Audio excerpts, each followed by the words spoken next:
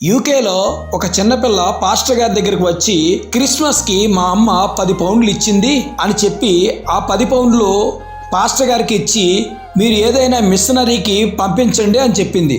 అప్పుడు ఆ పాస్టర్ గారు ఆ 10 పౌండ్లు బర్మాలో ఉన్న ఒక మిషనరీకి పంపిస్తాడు. ఆ మిషనరీ యేసుక్రీస్తు ప్రభువారు ఒక్కడే దేవుడు ఎలా అని 1000 పాంప్లెట్లు బర్మీస్ లాంగ్వేజ్లో ఒకటి, ఇంగ్లీష్ లాంగ్వేజ్లో ఒకటి పబ్లిష్ చేస్తాడు.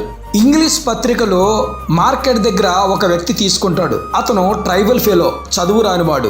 కొండల్లో ఎవరికి చదువు రాదు. కానీ అక్కడ 30 కిలోమీటర్ల దూరంలో ఒక బంధువు ఉంటాడు. అతను చదువుకున్నాడని వెంటనే అతని దగ్గరికి వెళ్తాడు.